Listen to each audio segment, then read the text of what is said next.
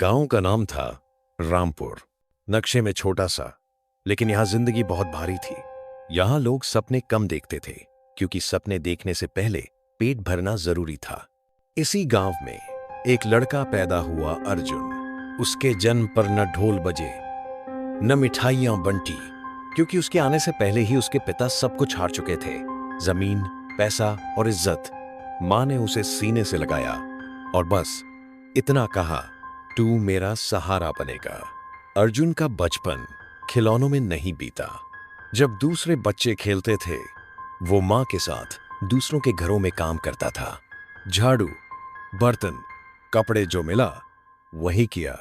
मां के हाथ हमेशा साबुन से फटे रहते, लेकिन उसकी आंखों में शिकायत कभी नहीं होती थी। वो बस अर्जुन को देखती और मुस्कुरा देती। अर्जुन पढ़ाई में अच्छा था। गांव के स्कूल में टीचर कहते थे, अगर हालात साथ दे तो ये लड़का बहुत आगे जाएगा। लेकिन हालात कभी साथ नहीं देते थे। किताबें पुरानी थीं, जूते नहीं थे, और कई बार तो स्कूल जाने से पहले ही भूख लग जाती थी। फिर भी अर्जुन पढ़ता था। रात को जब मां सो जाती, वो लालटेन जलाकर किताब खोल लेता। उसका सपना बहुत छोटा था, एक दिन मां को काम नहीं करने दूंगा। एक दिन स्कूल से लौटते समय उसने मां को जमीन पर बेहोश पड़ा देखा। डॉक्टर ने कहा, बहुत कमजोरी है, दवा और आराम चाहिए। आराम, गरीब के घर में यह शब्द सिर्फ किताबों में मिलता है। अगले दिन अर्जुन स्कूल नहीं गया। उसने पढ़ाई छोड़ दी और काम की तलाश में शहर चला गया। उम्र सिर्फ 14 साल थी। शहर बहुत बड़ा था और अर्जुन बहुत छोटा। काम मिला एक गैराज में। हाथों में तेल, कभी चोट और रोज डांट। रात को वो फुटपाथ पर सोता और आसमान को देखता। वो खुद से पूछता, क्या मेरी जिंदगी बस इतनी ही है? कुछ महीनों बाद वो गांव लौटा। मां की हालत और बिगड़ चुकी थी। मां ने उसका हाथ पकड़ा और कहा, जिंदगी तुझे तोड़ेगी बेटा, पर तू झुकना मत। और उसी रात मां हमेशा के लिए सो गई। चिता जल रही थी और अर्जुन अंदर से खाली हो चुका था।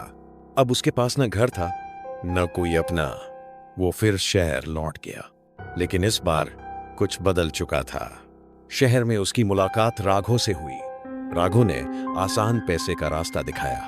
अर्जुन ने सोचा, बस थोड़े दिन, फिर सब छोड़ दूंगा। लेकिन थोड़े दिन कभी खत्म नहीं होते। पैसा आया, कपड़े बदले, लेकिन नींद चली गई। इसी बीच अर्जुन की मुलाकात काव्या से हुई।